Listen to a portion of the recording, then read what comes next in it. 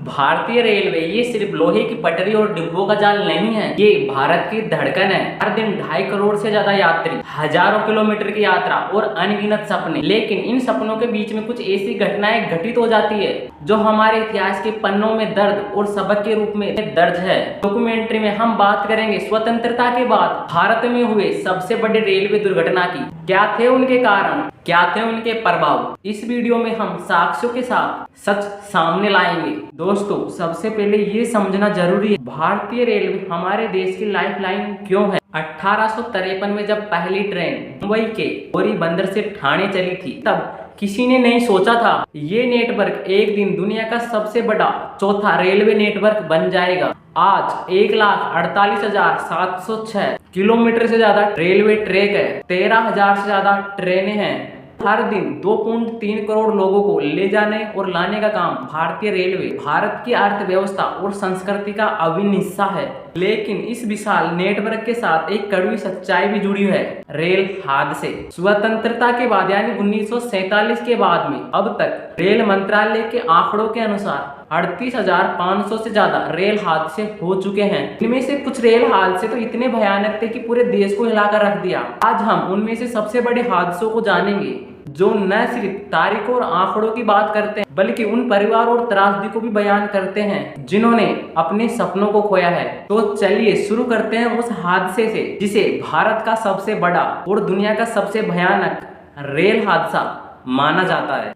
Bagmati rail हादसा। 6 जून 1981 बिहार के समस्तीपुर जिले के निकट बागमती नदी का एक पुल। 6 जून के दिन एक सामान्य दिन था, लेकिन उस रात जो हुआ भारत के इतिहास में काले अक्षरों में दर्ज किया गया। 416 पैसेंजर की ट्रेन समस्तीपुर से बनारस जा रही थी, बागमती नदी के पुल नंबर 51 को पार कर रही थी, लेकिन अचानक ट्रेन के 7 डिब्बे नदी में जा गिरे। क्या हुआ उस रात? सरकारी आंकड़ों के अनुसार उस हादसे में लगभग 300 से ज्यादा लोग मारे गए, लेकिन स्थानीय लोगों और गैर सरकारी संगठनों का दावा है कि मरने वालों की संख्या 800 से 1000 तक थी। गोताखोरों ने 5 दिन तक नदी से शव निकाले। आसपास के कई गांवों में हफ्तों तक चिताएं जलती रही। नदी का पानी इतना प्रदूषित हो गया कि प्रशासन ने लोगों को पानी पीने से मना कर दिया। इस हादसे का क्या कारण था? कुछ लोग कहते हैं कि तेज आंधी और बाढ़ की वजह से ये सब कुछ हुआ। कुछ का दावा है कि ड्राइवर ने गलत सिग्नल पढ़ा। कुछ का कहना है कि ड्राइवर ने गाय को बचाने के लिए अचानक ब्रेक लगाए, जिससे ट्रेन पलट गई। लेकिन सच्चाई आज भी एक रहस्यमयी है, क्योंकि इस हादसे की जांच में कोई ठोस निष्कर्ष नहीं निकले। वहां के स्थानीय लोगों ने बताया कि उस दिन बरसात बहुत तेज हो रही थी। अचानक एक जोरदार आवाज आई, जैसे कोई बड़ा धमाका हुआ हो। सभी लोग नदी की तरफ दौड़े और वहां का मंजर देखकर सबके होश उड़ गए। ट्रेन के डिब्बे नदी में डूबे हुए थे, लोग चीखें मार रहे थे। अंधेरे में कुछ दिखाई नहीं दे रहा था। लेकिन इस हादसे में वहां के स्थानीय लोगों पर भी आरोप लगाया गया। कुछ बचे हुए यात्रियों ने दावा किया कि सामान और गहने लूटे गए। कुछ यात्रियों ने तो ये तक कहा कि कुछ महिलाओं के साथ दुर्व्यवहार भी हुआ। पुलिस ने बाद में वहां के स्थानीय गांव बंगलिया, हरदिया और बलकुंडा गांव में छापेमारी की। वहां से सूटकेस, गहने बरामद हुए, लेकिन स्थानीय लोग इसे केवल अफवाह बताते हैं। इस हादसे के बाद रेल मंत्री केदारनाथ पांडे वहां पर गए और वहां का दौरा किया, राहत और बचाव कार्य किए, लेकिन मृतकों की सही संख्या कभी सामने नहीं आई। ये हादसा आज भी एक सवाल छोड़ता है। दूसरा बड़ा रेल हादसा, फिरोजाबाद रेल हादसा। 20 अगस्त 1995 की रात जब उत्तर प्रदेश के फिरोजाबाद से एक और भयानक रेल हादसा हुआ। नई दिल्ली जा रही पुरुषोत्तम एक्सप्रेस जो कालिंदी एक्सप्रेस से जा टकराई। इस हादसे में 350 से ज्यादा लोगों की मौत हो गई और 400 से ज्यादा लोग घायल हो गए। ये रेल हादसा इतना खतरनाक था कि डिब्बे एक दूसरे के ऊपर चढ़ गए। जब इस हादसे की जांच सामने आई तो पता और वो उसी ट्रैक पर रुक गई जिस पर पुरुषोत्तम एक्सप्रेस 100 किलोमीटर प्रति घंटे की रफ्तार से आ रही थी। कल्पना करो दोस्तों कि एक परिवार उस रात पुरुषोत्तम एक्सप्रेस ट्रेन में यात्रा कर रहे हैं। वे अपने परिवार के साथ दिल्ली जा रहे हैं। अचानक एक जोरदार धमाका होता है और ट्रेन का डिब्बा पलट जाता है। चारों तरफ चीखें, लोग अपने बच्चों को ढूंढने की कोशिश कर रहे हैं। वो मंजर जिसने देखा होगा वो आज भी उसे भुला नहीं सकता। इस हादसे में 3 दिन तक रेस्क्यू ऑपरेशन चला। इस रेलवे हादसे के बाद वहां पर 3 दिन तक रेस्क्यू ऑपरेशन चला। एक पर बिखरे हुए शवों के टुकड़ों को इकट्ठा करके जलाया गया। ये था दोस्तों फिरोजाबाद का रेलवे हादसा।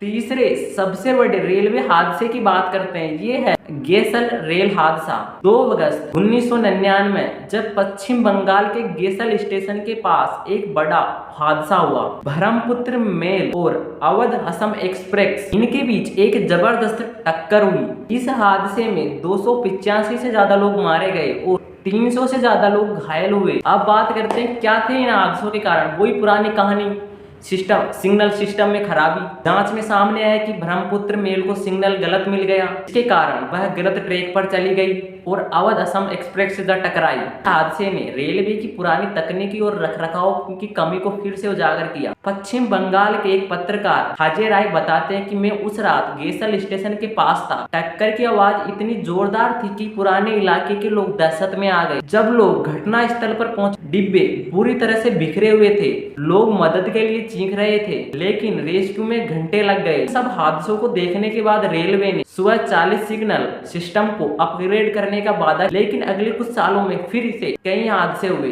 दोस्तों वीडियो बहुत ही बड़ी हो जाएगी, इसलिए मैं आपको छोटे रूप में समझाने की कोशिश करूंगा। अगला हादसा कदलुंदी नदी पुल हादसा। 22 जून 2001 केरल के कोझिकोड के पास कदलुंदी नदी के पुल पर मंगलोर चेन्नई मेल ट्रेन पटरी से उतर गई। 57 लोगों की मौत और 300 से ज्यादा घायल। जांच में सामने आया कि पुल का एक हिस्सा कमजोर था और ट्रेन का एक डिब्बा टूटने की वजह से हादसा हुआ। अगला बड़ा हादसा बेंगलुरु नांदेड़ एक्सप्रेस। 28 दिसंबर 2013 बेंगलुरु नांदेड़ एक्सप्रेस के एसी कोच में आग लग गई, जिसमें 26 लोगों की मौत हो गई। कारण बताया गया शॉर्ट सर्किट। अगला बड़ा हादसा है कोरोमंडल एक्सप्रेस हादसा। 2 जून 2023 को ओडिशा के बालासोर में एक तिहारा हादसा। Coromandel express SMBW Howrah express और एक मालगाड़ी आपस में टकरा गई। इस हादसे में 290 लोगों की मौत हुई और 900 से ज्यादा लोग घायल हो गए। जांच में वही सिग्नल सिस्टम की खराबी, मानवीय भूल को जिम्मेदार ठहराया गया। वीडियो में हमने बहुत सारे ट्रेन हादसे देखे, उनमें एक बात हमको कॉमन लगी कि सभी तकनीकी खराबी, मानवीय भूल और कई बार लापरवाही। सेफ्टी और यात्री सुरक्षाओं को लेकर तत्कालीन रेलवे मंत्री सुरेश प्रभु ने 2016 में लोकसभा में बताया था कि 2014-15 में 135, 2015-16 में 107 और 2016-17 में 86 रेल हादसे हुए हैं। इनमें से ज्यादातर की वजह थी रेलवे स्टाफ की नाकामी, मशीनों की खराबी और कुछ मामलों में तोड़फाड़। लेकिन क्या इन हादसों से रेलवे को सबक मिला? रेलवे ने समय के साथ कई सुधार किए। 2019 में पहली बार ऐसा हुआ कि जब रेल हादसा हुआ तो एक भी यात्री की मौत नहीं हुई, लेकिन 2023-24 में 313 लोगों की मौत ने फिर से सवाल उठाए। रेलवे ने LHB कोच, कवच सिस्टम और ऑटोमेटिक सिग्नल जैसे कदम उठाए, लेकिन क्या ये पर्याप्त है? भारत जैसा देश जहां पर हर दिन लाखों लोग ट्रेनों में यात्रा करते हैं, इनके लिए ट्रेनों की सुरक्षा को और मजबूत करना चाहिए। दोस्तों